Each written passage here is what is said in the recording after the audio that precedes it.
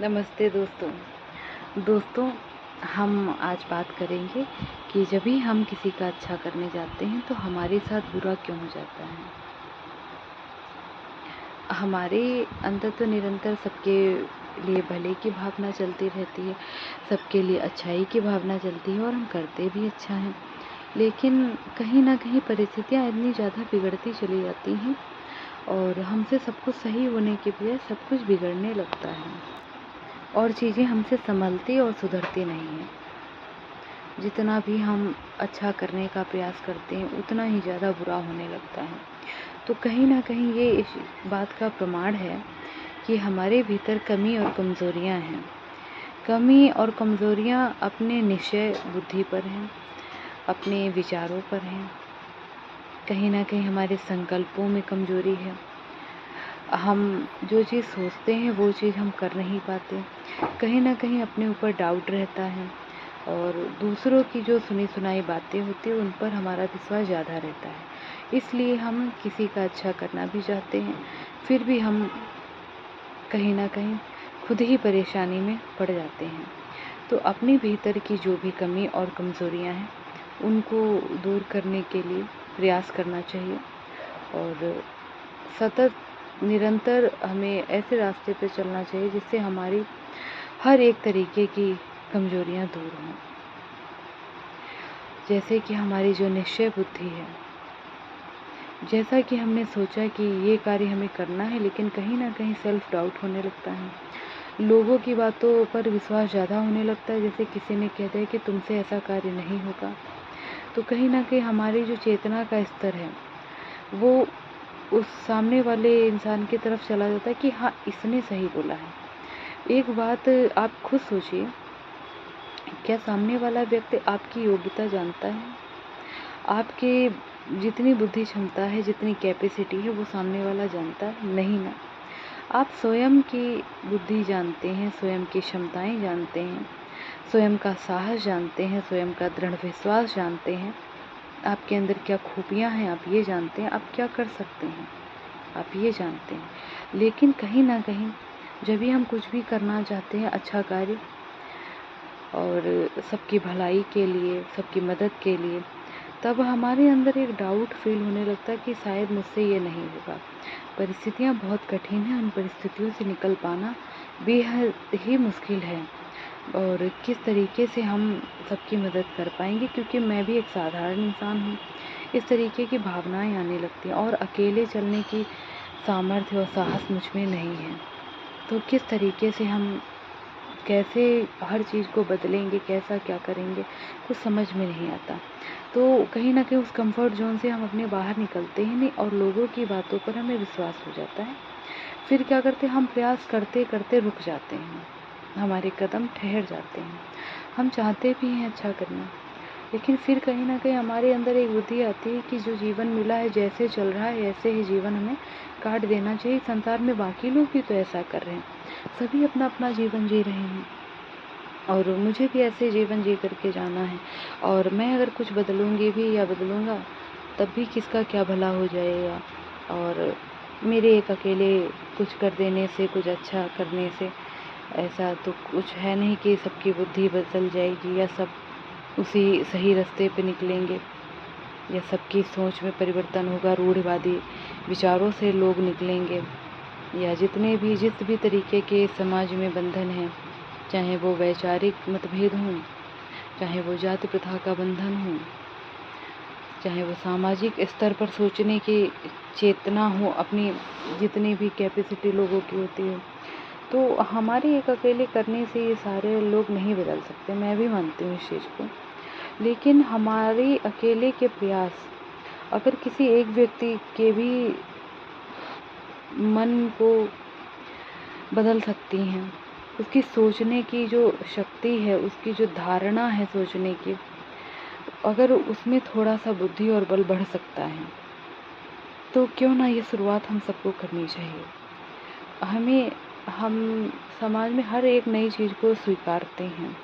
जैसे कि बहुत पहले का समय जब था, तब लोग जो थे चूल्हे में खाना बनाते थे। अब समय परिवर्तित हुआ, अब गैस चूल्हे चल गए, लोगों ने स्वीकार किया। पहले लोग बैलगाड़ियों से चला करते थे और ये भी साधन नहीं थे, पैदल ही ज़्यादातर चलते थे। उसके बाद में धीरे धीरे साइकिल आई, लोगों ने स्वीकार किया। मोटरसाइकिल आई, स्वीकार किया। अब गाड़ी आ गई है 4 पहिए के वाहन, इसे भी लोगों ने स्वीकार कर लिया। लेकिन हर एक चीज़ को स्वीकार करने के बावजूद भी इस समाज में बहुत ज़्यादा बुराइयां हैं और अभी भी ऐसी कुप्रथाएं हैं जिन्हें हम स्वीकार करना तो चाहते हैं, लेकिन कहीं ना कहीं कि खुद के ऊपर एक विश्वास, एक भरोसा नहीं है। और कहीं ना कहीं लोगों ने अपना एक दायरा भी सीमित करके रखा है कि इसी दायरे के बाहर हमें नहीं जाना है। हम हर एक चीज़ को स्वीकार कर सकते हैं, लेकिन कुछ बुराइयों को हम बिल्कुल ही, उन्हें जैसे लगता है कि परंपरावादी ढंग से हम आगे ही बढ़ाते चले जा रहे हैं। तो ये चीज़ें सही हैं या नहीं सही हैं, ये तो अपने ही, मैं तो हमेशा यही कहती हूँ, आपकी खुद की बुद्धि क्षमता पर ही निर्भर करता है कि आप इस चीज़ों को किस ढंग से लेते हैं। और सबकी अपनी सोच होती है, किसी की भी सोच, अब मैं नहीं कहती कि गलत है, लेकिन कुछ चीज़ें हैं जिन्हें बदलाव की बहुत ज़रूरत है इस समाज में।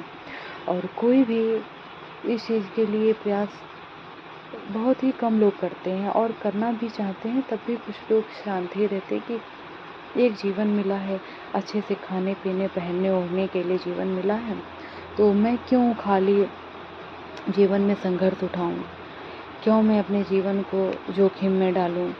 क्योंकि जब भी हम सच्चाई और अच्छाई के मार्ग पर चलते हैं तो बहुत ही ज़्यादा हमें कठिनाइयाँ मिलती हैं, और सबसे बड़ा ये है कि हमें विरोध का सामना करना पड़ता है।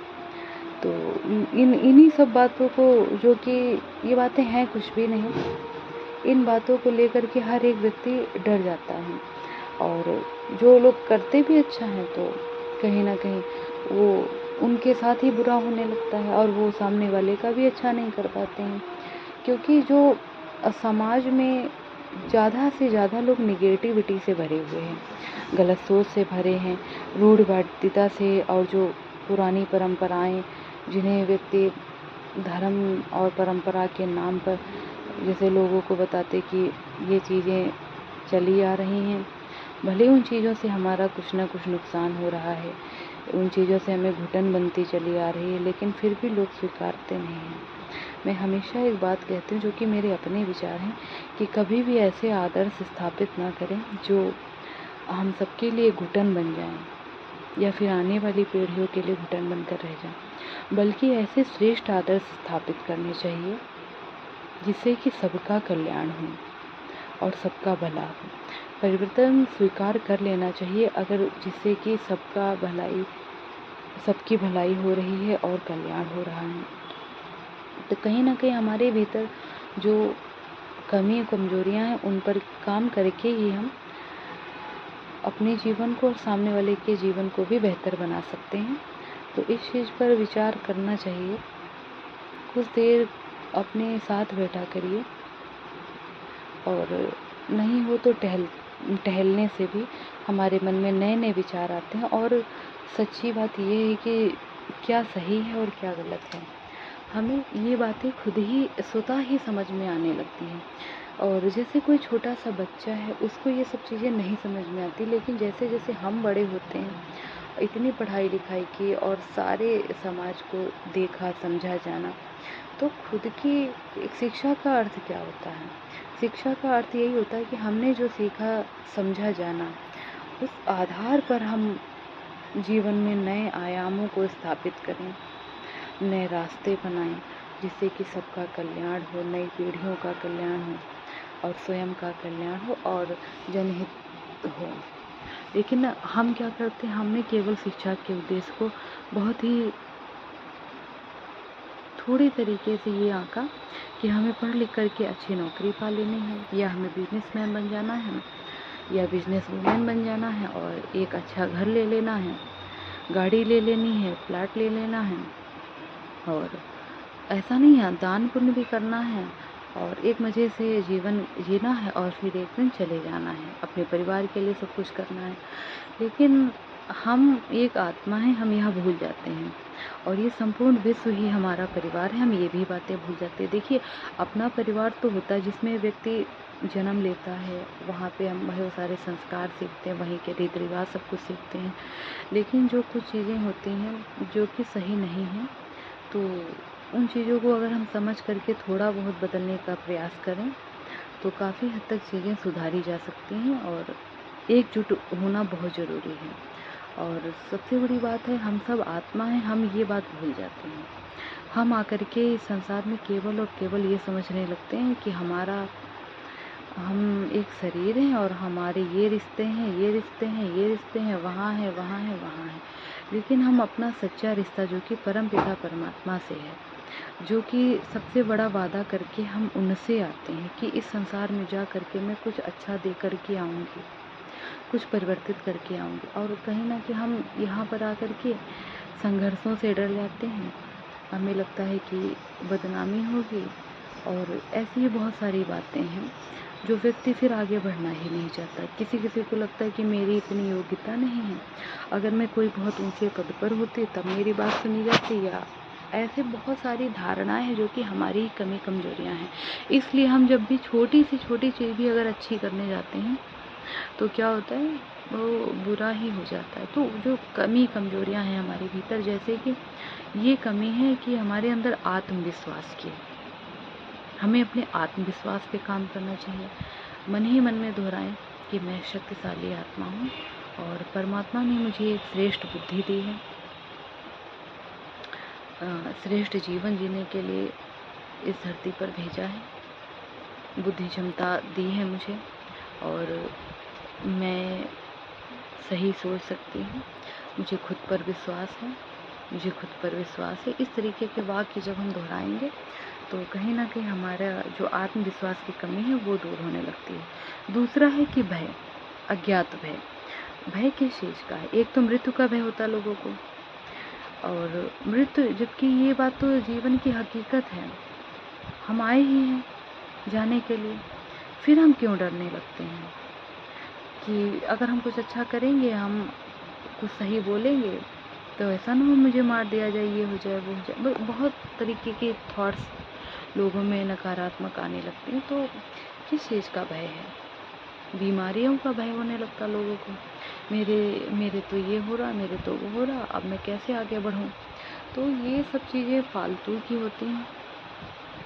हाँ, ऐसा नहीं है, कुछ समस्याएं हो जाती हैं जो कि हमारे कर्मों के आधार पर और पूर्व जन्मों के आधार पर जो होती हैं, वो चीज़ें हमें झेलनी ही पड़ती हैं, क्योंकि जैसे कर्म हमने किए हैं वो तो हमें कर्म का हिसाब किताब करना ही है पूरा, उन चीज़ों से हम भाग नहीं सकते। और जैसे हम अपने कर्मों से नहीं भाग सकते, उस तरीके से हम अपने कर्तव्यों से भी ना भागें। और हम सबका कर्तव्य ही, समाज में जब हम आए हैं, इस दुनिया में हम आए हैं, तो एक एक जिम्मेदारी हम उठाएं, ये मेरा अपना मानना है। हम ये ना देखें सरकार क्या कर रही, लोग क्या कर रहे, ये क्या कर रहे, वो क्या कर रहे। हम ब्लेमिंग, जो हमारे अंदर नेचर है, हम इस चीज़ की कमी को भी दूर करें। तो पहले तो आत्मविश्वास की कमी, एक है भय, एक है ब्लेमिंग नेचर, जो हम मतलब ब्लेम करने की आदत, दोषारोपण, ये ऐसा है वैसा है, और एक ईर्ष्या जलन भी होती है। इस चीज़ों को भी हम छोड़ें, तभी हम अपने जीवन में प्रगति कर सकते हैं, स्वयं की भी उन्नति कर सकते हैं और आध्यात्मिकता के रास्ते पर चल करके स्वयं की प्राप्ति हम कर सकते हैं। और जब भी हम परमात्मा के यहाँ जाएंगे तो हम परमात्मा से कह सकते हैं कि हमने प्रयास किया। देखिए, सफलता या विफलता हमारे हाथ में नहीं है, हमें अपने कर्म करने होंगे।